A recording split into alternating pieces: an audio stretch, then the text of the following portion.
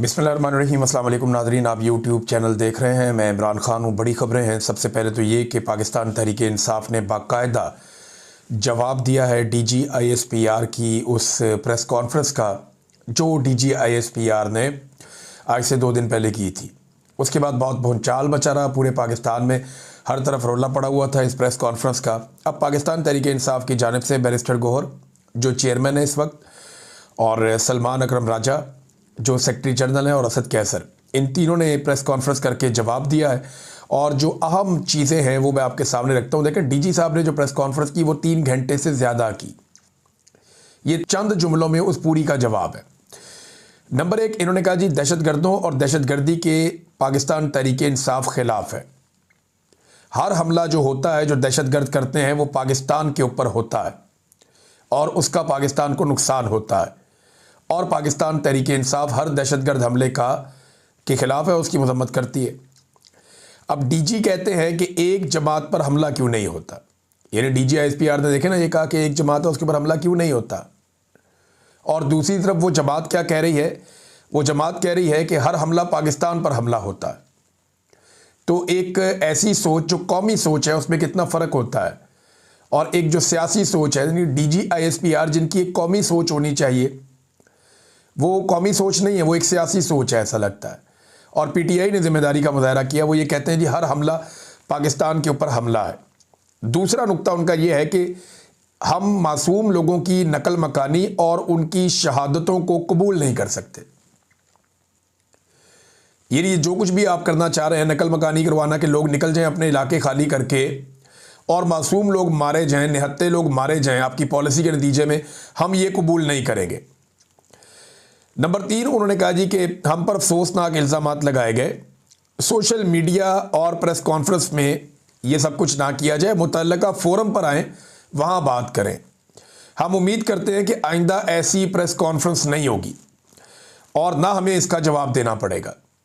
ये बड़ी सेन अप्रोच है। DGISPR का बनता नहीं है कि पॉलिटिकल प्रेस कॉन्फ्रेंस करें आके। अगर कोई चीज़ ऐसी है तो मुतल्लका फोरम है, वहाँ पे आके आप डिस्कस कर लें। नंबर 4, उन्होंने कहा जी 21 जमातों का एलामिया था। पाकिस्तान तहरीक इंसाफ अकेली ये नहीं कहती कि आपका तरीक़ाकार गलत है। ये 21 सियासी जमातों का एलामिया था, और वो जो 21 जमातें हैं उनका एलामिया बाकायदा असद कैसर ने सहाफ़ियों के हवाले भी कर दिया।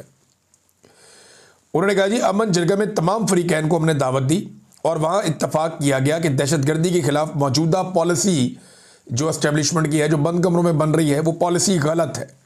नंबर 5, एक और बड़ी इंपॉर्टेंट उन्होंने बात की। उन्होंने कहा जी दहशतगर्दी समेत किसी भी मामले पर मुज़ाकरात में इमरान खान को बाहर नहीं रखा जा सकता। देखिए ना, इमरान खान के बदतरीन मुखालिफिन है। अगर आसिम मुनीर साहब से भी आप पूछेंगे कि पाकिस्तान में सबसे ज़्यादा मकबूल कौन है या आवाम सबसे ज़्यादा बात किसकी सुनती है, तो आसिम मुनीर साहब कभी भूल कर भी अपना नाम नहीं ले सकते। वो यही कहेंगे कि इमरान खान ऐसा आदमी है जिसकी पूरा पाकिस्तान बात सुनता है।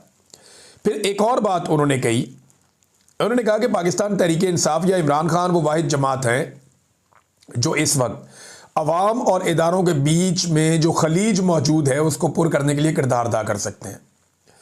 वरना ये खलीज कम नहीं होगी, लोग और मजीद नफरत करते जाएंगे। वो सियासत की वजह से होती है। देखिए, जनरल बाजवा ने अपनी रिटायरमेंट से चंद दिन पहले ये कहा था कि पाकिस्तान की फ़ौज से पाकिस्तानी लोग प्यार नहीं करते। इस किस्म का एक उन्होंने गिला किया था। अल्फाज शायद मेरे आगे पीछे हो जाएं। तो उन्होंने कहा उसकी वजह यह है कि हमने बहुत ज़्यादा सियासत में मुदाखलत की है। तो ये वाला गंद तो जनरल बाजवा ने खुद भी मारा था, अभी भी मारा जा रहा है। अच्छा जी, एक और उन्होंने जो गिला किया, उन्होंने कहा जी मरकज़ी हुकूमत खैबर पख्तूनख्वा के फंड्स फ्राहम नहीं कर रही और खैबर पख्तूनख्वा का पैसा रोक कर बैठे, जिसकी वजह से आवाम की तरक्की पर पैसा नहीं लगाया जा सक रहा। क्योंकि एक और नुक्ते में उन्होंने कहा कि ये DGISPR ने कहा कि दहशतगर्द पैसों के गुलाम है। कुछ $400 दे तो इधर बंदा मार देते हैं, $600 दे तो उधर बंदा मार देते हैं। तो अगर ये बात ठीक है तो इसका सादा सादा मतलब ये है कि वहाँ बेरोज़गारी है, बेरोज़गारी ख़त्म की जाए, गुर्बत है, गुर्बत ख़त्म की जाए, ताकि लोग दहशतगर्दों के साथी बनने की बजाय अमन व अमान की ज़िंदगी को तरजीह दें। ये जनाब एक प्रेस कॉन्फ्रेंस थी और बड़ा तफसीली उन्होंने सारी चीज़ें सामने रखी। मेरे ख्याल में DGISPR को ना अब सियासी प्रेस कॉन्फ्रेंस करने से तौबा करनी चाहिए। इससे बयानिया नहीं बनता, उल्टा नुकसान हो जाता है। और देखें ना, ये DGISPR तो चला जाएगा, अब अहमद शरीफ है ITG ISPR, कल इनके वालिद फौज में हो सकते थे, परसों कोई और था, उससे पहले कोई और था, उससे पहले कोई और था, सारे चले गए। अब जनरल बाजवा जो गंद मार के गया है वो फौज की तारीख का हिस्सा बन गया। जनरल मुशर्रफ ने जो बेशर्मी की है वो फौज की तारीख का हिस्सा बन गई। जनरल ज़ियाउल हक ने जो इस कौम के साथ बेशर्मी की वो इस तारीख का हिस्सा बन गई। याह्या खान ने जो बेगैरती की वो भी इस तारीख का हिस्सा बन गई। तो ये अहमद शरीफ साहब भी रिटायर हो जाएंगे, लेकिन जो कुछ वो कर रहे हैं ये तारीख का हिस्सा बन जाएगी और इदारे के ऊपर एक दाग और लग जाएगा। तो बजाय इसके कि दागदार करें, रुकें, अपने आप को होल्ड करें, गुस्से पे काबू पाएं और एक सियासी जमात से लड़ना आप बंद कर दें। सियासी जमात अवाम के हाथों तबाह होती है, इदारे उसको तबाह नहीं कर सकते, आपसे होगा नहीं। नाज़रीन, तहरीक तहफ़्फ़ुज़ आईन पाकिस्तान का एक काफिला जो इस्लामाबाद से लाहौर की जानिब रवाना हुआ, ऐसा लग रहा था कि GT रोड के ऊपर एक जंग लगी हुई है। जगह जगह GT रोड पे पुलिस के नाके, जगह जगह पुलिस की नफरी खड़ी है और इस काफिले के साथ साथ एक डबल केबन डाला और एक कार, उसके अंदर मखसूस नामालूम लोग और उनकी हिफाजत के लिए चंद गाड़ियां और बीच में पुलिस की एक लेयर, ये भी इस्तेमाल की गई। अब इन बंदों की, नामालूम लोगों की ड्यूटी क्या है? ये गाड़ियां तोड़ देते हैं। यानी जहां पे भी देखते हैं पाकिस्तान तहरीक इंसाफ की या तहरीक तहफ़्फ़ुज़ आईन पाकिस्तान की गाड़ियां काफिले में शामिल हो रही हैं, ये गाड़ियों को डंडे मार के तोड़ते हैं और भाग जाते हैं। ये गाड़ियां तोड़ रहे हैं ताकि काफिले के अंदर गाड़ियां शामिल ना हो सकें, और अगर आगे कुछ लोग इस काफिले में शामिल होना चाहते हैं तो अपनी गाड़ियां छोड़ दें या छुपा लें और काफिले का हिस्सा ना बने कि यहां तो गाड़ियां टूट रही हैं। देखिए, ये जो है ना, सबसे पहले ये सिलसिला आजमाया गया मौजूदा फस्तायत के दौर में। 2014 में ये किया था गुल्लू भट्ट ने पुलिस के साथ मिलकर। मिनहाजुल कुरान के बाहर बहुत सारे लोगों की गाड़ियां खड़ी थी, इन्होंने गाड़ियां तोड़ना शुरू कर दी, ये सोच कर के मिनहाजुल कुरान के अंदर जो लोग मज़ामत कर रहे हैं जब वो अपनी गाड़ियां टूटती हुई देखेंगे तो वो गाड़ियों में बैठ के भाग जाएंगे और वो यहां नहीं आएंगे, या मजीद लोग जो यहां आने का सोच रहे हैं गाड़ियां लेकर वो यहां नहीं आएंगे। तो ये गुल्लू भट्ट ने और पुलिस ने ये फार्मूला सबसे पहले इस्तेमाल किया था मॉडल टाउन में। अच्छा, उसके बाद ये इस्तेमाल हुआ 2022 में 25 मई को यास्मीन राशिद साहिबा की गाड़ी तोड़ी गई, बहुत सारी और गाड़ियां तोड़ दी गई। फिर ये फार्मूला इस्तेमाल किया गया 2023 में मार्च के महीने में जमान पार्क में, वहाँ बहुत गाड़ियाँ तोड़ी पुलिस ने, बल्कि कुछ लोगों की एक एक दर्जन गाड़ियाँ टूट गईं। सैकड़ों गाड़ियों के शीशे इन्होंने तोड़े, गाड़ियों को तबाह कर दिया, और ये इसलिए किया ताकि लोग अपनी गाड़ियाँ लेकर ही ना आए। उसके बाद 9 मई को इसी तरह के नामालूम अफराद को इस्तेमाल किया गया, और 9 मई में आप कुछ ऐसे मनादिर देखते हैं जहाँ के गुल्लू भट्ट टाइप के लोग, जो सरकारी लोग हैं, वो मुंह पे नकाब पहन के गाड़ियाँ तोड़ रहे हैं, और वो सारी गाड़ियाँ भी PTI के खाते में डाल दी और बाद में कहा ये फितना जमात है। हालांकि वो गाड़ियाँ तोड़ने वाले नामालूम अफराद थे, उनके जूतों से, उनकी चाल ढाल से, उनके नकाब पहनने से सब पता चलता है। तो वहाँ इन्होंने बड़ी तबाही फेरी थी। उसके बाद आप आ जाए 9 मई के बाद ये बार बार गाड़ियां तोड़ने का सिलसिला जारी रहा, और आज भी हम वही देख रहे हैं कि नामालूम अफराद जो है वो गाड़ियां तोड़ रहे हैं। ये पंजाब में होता है और ये बार बार होता है। इसको बतौर एक हथियार इस्तेमाल किया जा रहा है, लोगों के घर तोड़ दो, उनकी गाड़ियां तोड़ दो। और हालत इनकी ये हो गई है कि जो काफिला है उसको छोटा करने के लिए, कि कहीं पे कोई इस्तकबाल ही ना करने के लिए इकट्ठे हो जाए, उसे रुकने नहीं देते, कहते निकलो निकलो, बस जाओ जाओ जाओ, यहां से जाओ। वो अल्लामा राजा नासिर अब्बास साहब रुके, उन्होंने कहा जी मैं मस्जिद में नमाज पढ़ लूँ, तो पुलिस वाला कहता है ये होगी आपकी नमाज, जाएं आप यहाँ से। क्योंकि हर पुलिस वाले को मुसीबत पड़ी हुई है कि अगर ये थोड़ी देर रुकेंगे, लोगों को पता चलेगा, लोग यहाँ पे इकट्ठे हो जाएंगे, लिहाजा इनको निकालें जितनी जल्दी होता है। अल्लामा राजा नासिर अब्बास साहब के बेटे को गिरफ्तार किया गया, हिरासत में लिया गया। अचकज़ई साहब के बेटे के लिए भी यही सब कुछ किया गया। अमजद खान न्यादी साहब हैं, उन्हें गिरफ्तार कर लिया गया। कई MPAs MNAs को गिरफ्तार किया गया, बहुत ज़्यादा टॉर्चर किया गया। गुज़िश्ता 2 दिनों से चादर और चार दीवारी का लगातार जो है तकद्दुस पामाल किया जा रहा है। ज़फ़र इकबाल गोंदल साहब तहरीक इंसाफ के रहनुमा, उन्हें भी गिरफ्तार कर लिया गया। ये सहाफ़ी मोहम्मद उमैर साहब ने भी और दीगर सहाफ़ियों ने भी खबर दी है कि पाकिस्तान तहरीक इंसाफ के हंजरवाल में कारकुन राशिद यूसुफ, उनके घर के ऊपर पुलिस अटैक करती है, उनकी हालत ख़राब हो जाती है। पुलिस अटैक करती है, हमला करती है, कोशिश करती है गिरफ्तार करने की, उनकी हालत इतनी ख़राब हो जाती है कि उन्हें अस्पताल पहुंचाया गया और वो उनकी जान नहीं बच सकी, फौत हो गए। तो एक और पॉलिटिकल कारकुन ये पुलिस गर्दी की नज़र हो गया पंजाब में। तो आईजी पंजाब के दामन पे एक और सियासी कारकुन का खून लग गया। आईजी को अभी तक जिले शाह सोने नहीं देता। तो आईजी को नींद कैसे आती होगी? एक के बाद एक सियासी कारकुन वो कत्ल कर रहे हैं। यानी इस आदमी का कोई जुर्म नहीं है, वो मुजरिम नहीं है, कोई मंशियात फरोश नहीं है, कोई असले का स्मगलर नहीं है, कोई दहशतगर्द नहीं है, लेकिन पुलिस दहशतगर्दों की तरह लोगों के घरों पे धावे बोलती है, चीज़ें तोड़ती है, लोगों की हालत ख़राब हो जाती है। अब ये शख्स जो है इसको अस्पताल पहुंचाया गया और इनका इंतकाल हो गया सहाफ़ी मोहम्मद उमैर साहब की खबर के मुताबिक। ये है नाज़रीन सूरत हाल। अब ऐसे में हुकूमत कहती है कि वो मुज़ाकरात करेगी। आपको लगता है कि ये कोई सेन अप्रोच है कि एक तरफ आप मार कुटाई कर रहे हैं और दूसरी तरफ आप कह रहे हैं मुज़ाकरात होंगे?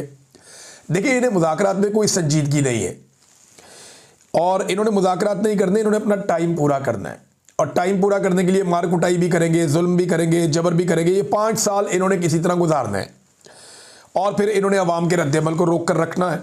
अगर अवाम ने इनसे छुटकारा हासिल करना है तो उसे निकलना पड़ेगा और जब अवाम निकल जाएगी तो वो इनका आखिरी दिन होगा। ये बात तो क्रिस्टल क्लियर है क्योंकि इनके पास इखलाकी जवाब कोई नहीं है। आलमी सतह पर भी, पाकिस्तान के अंदर भी सब लोग ये जानते हैं कि इनके पास इस हुकूमत को जारी रखने का कोई इखलाकी और कानूनी और आईनी जवाब नहीं है। जिस दिन लोग निकलेंगे इनके साथ कोई खड़ा नहीं होगा। अब नाज़रीन, इसमें एक चीज़ आप और देखें कि कराची में पाकिस्तान तहरीक इंसाफ को कहा जाता है कि आपको मुकम्मल सहूलत फराहम की जाएगी। मैंने 2 दिन पहले कहा कि फिर पीटीआई को जलसा भी करना चाहिए। अब पीटीआई ने जिना बाग में जलसे के लिए जो है वो दरख्वास्त दी, मगर जलसा करने से सिंध हुकूमत ने मना कर दिया और वजह जो बताई गई वो सिक्योरिटी खदशात हैं।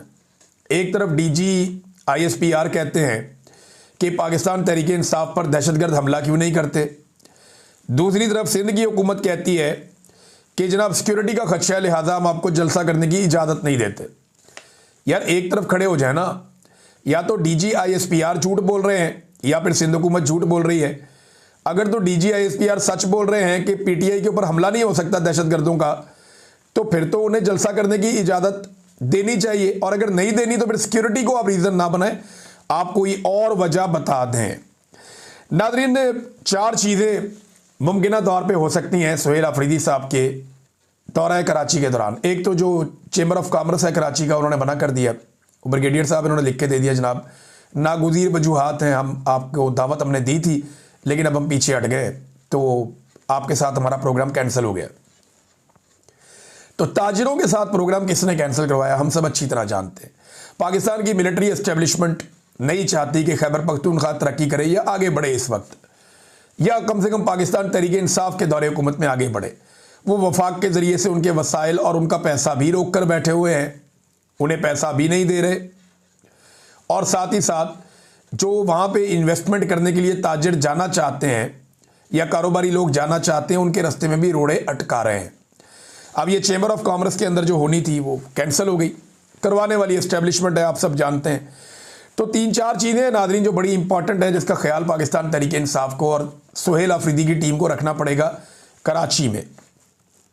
नंबर 1, अपने काफिले की गाड़ियों के हवाले से उन्हें बड़ा मोहतात रहना पड़ेगा क्योंकि मेरे पास खबर है कि कुछ गाड़ियां जिन पे पाकिस्तान तहरीक इंसाफ के स्टिकर्स भी होंगे वो काफिले में शामिल करवाई जाएगी और ये जो गाड़ियां शामिल करवाई जाएंगी इनके हवाले से फिर एक मामला उठेगा। ये चीज़ अपने जहन में रखें कि ये हो सकता है और गाड़ियां शामिल करवाई जाएंगी। नंबर 2, सुहेल अफरीदी की सिक्योरिटी के हवाले से कुछ इजाफी इकदाम जो कराची और हैदराबाद दौरा इस हवाले से करने चाहिए। नंबर 3, पीटीआई के कुछ धड़ों में सुहेल अफरीदी के सामने झगड़ा करवाने की कोशिश की जाएगी और उसको एक नेशनल इशू के तौर पे उठाया जाएगा और पूरा पाकिस्तान का मीडिया उसे चलाएगा। ये भी एक प्लान है। और चौथी चीज़ मैं आपको वक्त से पहले इसलिए बता रहा हूँ ताकि ये प्लान नाकाम किए जा सकें। चौथी चीज़ ये है कि बदमज़गी पैदा करने की कोशिश की जाएगी। 2 ऐसे इवेंट हैं जहाँ पे मैं उम्मीद करता हूँ कि जो हमारे कराची के सिंध के सहाफ़ी हैं वो ऐसे किसी भी घटिया खेल को कामयाब नहीं होने देंगे। मैं इससे ज़्यादा कुछ कहना नहीं चाहता। सुहेल अफरीदी ने नाज़रीन एक बात उठाई, FCR के कानून का उन्होंने हवाला दिया बात करते हुए। इससे पहले और लोग भी ये हवाला दे चुके हैं। FCR था क्या? ये FCR एक फ्रंटियर क्राइम्स रेगुलेशन, एक ऐसा काला कानून था जो 1901 में अंग्रेज़ सरकार लेकर आई थी इन इलाकों को जो फ्रंटियर के एरियाज़ हैं उन्हें कंट्रोल करने के लिए। FCR इसे 2018 में ख़त्म किया गया था, यानी 117 साल तक ये कानून नाफिज रहा। इस पे जनाब सुहेल अफरीदी कहते हैं हमारे साबका फाटा में एक ऐसा काला कानून था FCR, जिसकी बुनियाद इंसाफ के बजाय खौफ, वहशत, दहशत और इज्तमाही सज़ा वगैरह पर थी। इस कानून में किसी भी शख्स को सफाई का हक हासिल नहीं था, बल्कि रियासती नुमाइंदा ही मुनसिफ, गवाह और जल्लाद होता था और इख्तिलाफ राय को बगावत समझा जाता था। पंजाब और वफाक की जाली हुकूमत में जो फस्तायत दिखाई दे रही है वो इसी काले कानून की जदीद शक्ल महसूस होती है। सियासी इख्तिलाफ को जुर्म बनाना, रियासती ताकत के जरिए खामोशी मुसल्लत करना, गिरफ्तारियों, तशद्दुद और इजहार राय और जलसे और जुलूसों पर कदगने लगाना, ये सब वो औजार हैं जो कभी FCR के तहत इस्तेमाल होते थे। ये सब आज पूरे पाकिस्तान पर लागू हो चुके हैं। यूँ महसूस होता है कि कानून नाफिज करने वाले इदारों का मकसद मुल्क और शहरियों का तहफ़्फ़ुज़ नहीं, बल्कि इक़्तिदार का तहफ़्फ़ुज़ बन चुका है। तारीख बताती है कि ऐसे निज़ाम वक्ती तौर पर खामोशी तो पैदा कर सकते हैं, मगर उसके बाद का शोर काफ़ी ज़ोरदार होता है। ये नाज़रीन सुहेल अफरीदी साहब ने FCR का हवाला देकर बताया कि आज पूरे पाकिस्तान के ऊपर FCR लगा दिया गया है। अंग्रेज़ों की कॉलोनी था ये पूरा रीजन, तो उन्होंने गुलामों की तरह ट्रीट किया और ऐसे गंदे कवानीन बनाए, लेकिन आज उस तरह के कवानीन पे इम्प्लीमेंट पूरे पाकिस्तान में दिखाई दे रहा है। नाज़रीन, अडियाला जेल में आज भी मुलाकात ना करवाने का दिन था। जुमेरात का दिन है, अदालती ऑर्डर मौजूद हैं, बंदे जेल के बाहर खड़े हैं और आज भी इमरान खान साहब की अडियाला जेल में मुलाकात नहीं करवाई गई, क्योंकि अदालती अहकामात को बूटों तले रोंदने का दिन था। आज आइन और कानून के कत्ल का एक और दिन था और आज अडियाला जेल में मुलाकात ना करवाने का दिन था। एक कैदी के बुनियादी हुकूक गसब करने का दिन था, तो आज एक मरतबा फिर मुलाकात नहीं हुई। नाज़रीन, ये जियो न्यूज़ रिपोर्ट कर रहा है, मैं ये आप नहीं कह रहे। रिपोर्टिंग के मुताबिक जो 20 किलो आटे का थैला है, जो इमरान खान साहब के दौरे हुकूमत में 1100 रुपए का बहुत महंगा हुआ करता था, 1100 रुपए का आटे का थैला जो इमरान खान साहब के दौरे हुकूमत में बहुत महंगा हुआ करता था, अब उसकी कीमत 2400 रुपए से बढ़ के 2600 रुपए हो गई है।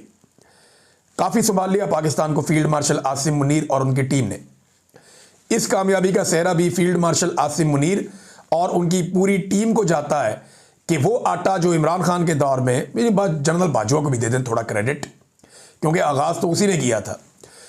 तो 2022 में जो 1100 का आटा बहुत महंगा होता था, अब 2600 रुपये का सस्ता आटा मिल रहा है। इसमें बड़ी बरकत है, क्योंकि हाफिज़ सैयद आसिम मुनीर साहब ताहयात इस्तिस्ना वाले मौजूद हैं पाकिस्तान में, और ये उन्होंने पाकिस्तान को अपनी टीम के साथ मिलकर संभाल लिया। नाज़रीन, एक और खबर, ये बिजली की कीमत में ₹2.25 से ज़ायद का मजीद इजाफा कर दिया गया, मजीद बिजली महंगी कर दी गई। 33.38 रुपए, 33 रुपए 38 पैसे, ये बुनियादी यूनिट की कीमत है। अब इससे आधे से भी बहुत कम पैसों में इमरान खान के दौर में मिलता था।